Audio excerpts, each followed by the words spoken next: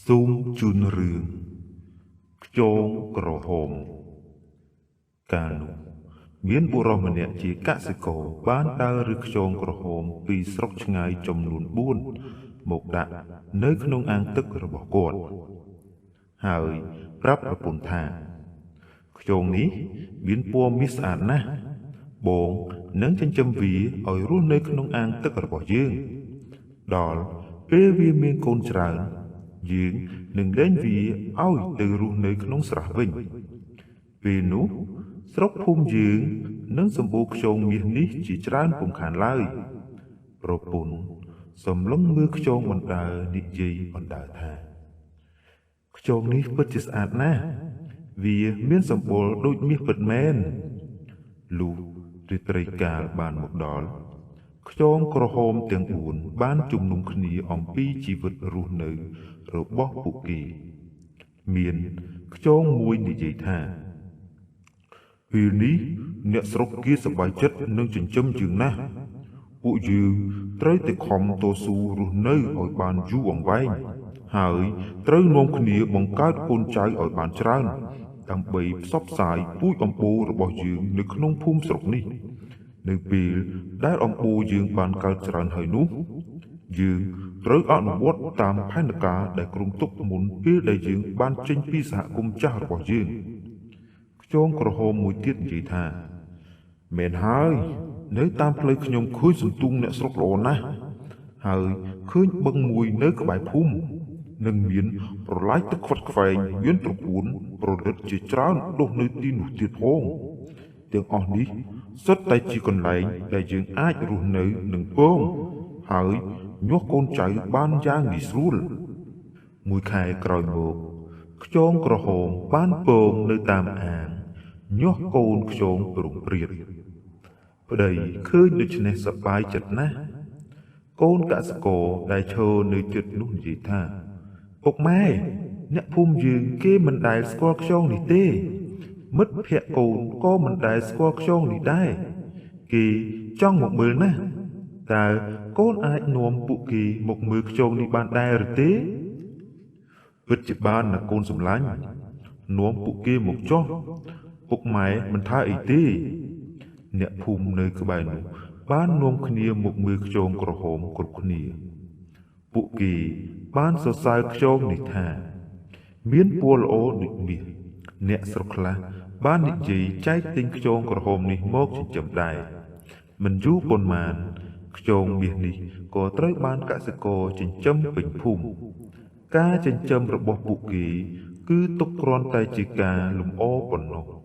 មិនមែនទុកធ្វើអាជីវកម្មអ្វីនោះទេដល់រដូវវស្សាទឹកក៏បានជន់លិចយ៉ាងខ្លាំងខ្យងក្រហមទាំងឡាយនាំគ្នាចាក់ចេញអំពីអាងនិងស្រះដែលអ្នកភូមិបានចិញ្ចឹមចូលទៅតាមវាលស្រែនានាក្រោយមកទៀតខ្យងក្រហមក៏បានពងនឹងមានកូនជាច្រើនឡើងនៅតាមវាលស្រែប្រឡាយបឹងជាប់ជាមួយនឹងគល់ឈើមែកឈើដែលងើបនៅលើទឹកពិសេសនៅជាប់ដើមស្រូវដើមត្រកៀតនិងត្រកួនជាដើមយប់មួយខ្យងក្រហមជាច្រើនបានមកប្រជុំគ្នានៅក្នុងបឹងក្រោមការដឹកនាំរបស់មេក្រុមទាំង4ដែលកសិករបានចិញ្ចឹមមុនគេនៅក្នុងអាងខ្យងជាមេក្រុមបាននិយាយថាបងប្អូនកូនចៅទាំងអស់គ្នាឥឡូវនេះយើងបានកើតជាមហាគ្រួសារយ៉ាងធំមួយនៅទីនេះខ្ញុំសង្ឃឹមថាមហាគ្រួសាររបស់យើងនឹងរឹតតែកើនឡើងច្រើនថែមទៀតជាពុំខានហើយបើសិនជាមនុស្សណាហ៊ានបរិភោគយើងច្រើននឹងមានគ្រោះថ្នាក់ពីពេលនេះតទៅចំណីដែលឆ្ងាញ់សម្រាប់ពួកយើងគឺដើមស្រូវសំណាប់ខ្ចីត្រកួនស្រស់ដែលជាអាហារយ៉ាងពិសេសសម្រាប់យើងរាល់គ្នាពួកយើងលែងព្រួយពីការខ្វះខាតចំណីអាហារទៀតហើយបរិវារខ្យងទាំងអស់បាននាំគ្នាអបអរសាទរចំពោះការបង្កើតពូជពង្សរបស់គេថ្ងៃក្រោយមក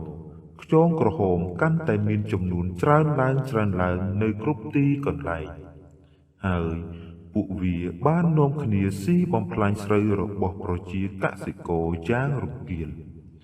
សន្ទុងណាខ្ចីត្រូវពួកវាស៊ីបំផ្លាញដល់គុលពួកវាមានចំនួនច្រើនណាស់ស្រូវ1 ហិកតាពួកវាស៊ីបំផ្លាញតែមួយយប់អស់តែម្ដងក៏មានមិនត្រឹមតែស្រូវទេសូម្បីតែត្រកួនប្រលិតត្រកៀតក៏ត្រូវពួកវាស៊ីបំផ្លាញអស់ដែរធ្វើឲ្យអ្នកភូមិមានការព្រួយបារម្ភណាស់អំពីសកម្មភាពបំផ្លាញស្រូវរបស់ខ្យងក្រហមអ្នកស្រុកបានតាមដានគ្រប់ពេលវេលាទើបដឹងយ៉ាងច្បាស់ថាជាទង្វើរបស់ខ្យងក្រហមពួកវាមិនមែនជាសត្វខ្យងមាសល្អដូចអ្វីដែលកសិករបានស្គាល់កាលពីមុននោះទេហើយសកម្មភាពបំផ្លាញរបស់វាគឺចាប់ផ្ដើមឡើងនៅពេលល្ងាចត្រជាក់តែប៉ុណ្ណោះក្រោយមកកសិករបានរិះរកវិធីដើម្បីបំផ្លាញខ្យងក្រហមចង្រៃនេះចោលដោយប្រើវិធីផ្សេងដើម្បីកម្ចាត់វាចេញពីស្រែឲ្យអស់អ្នកខ្លះបានរឹសខ្យងក្រហមមកវាយកំទេចខ្លះទៀតបានបង្ហូរទឹកពីស្រែដើម្បីប្រមូលវាទៅបំផ្លាញចោលអ្នកដែលមានធនធានច្រើន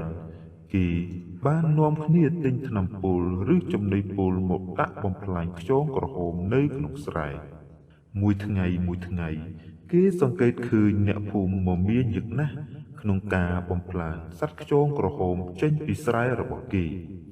តាំងពីព្រលឹមរហូតដល់ព្រលប់នៅក្នុងវាលស្រែឃើញតែប្រជាជនចាស់ក្មេងប្រុសស្រីប្រដាប់ដោយថង់កញ្ច្រែងល្អីបោតដើររឹសខ្យងក្រហមពីក្នុងស្រែមកបំផ្លាញជាហូរហែលុះដល់ពេលល្ងាចត្រជាក់ពួកគេក៏ចាប់ផ្ដើមបាញ់ថ្នាំពុលឬបាចចំណីពុលទៅក្នុងស្រែដែលមានខ្យងក្រហមរស់នៅគេធ្វើរបៀបនេះតែនៅខាងស្រែតែប៉ុណ្ណោះព្រោះសត្វខ្យងក្រហម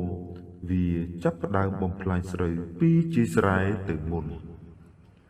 ឬពីកន្លែងដែលមានទឹកជ្រៅ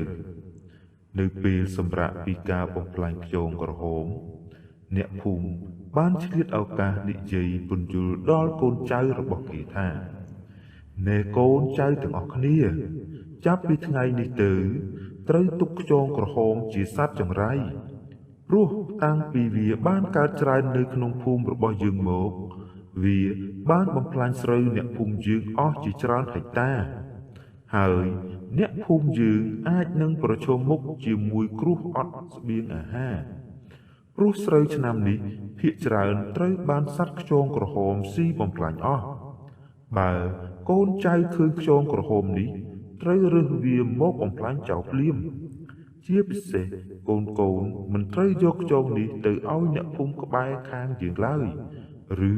យកទៅលេងក្នុងបឹងដែលឆ្ងាយពីភូមិយើងនោះទេព្រោះវាអាចកើតច្រើនហើយ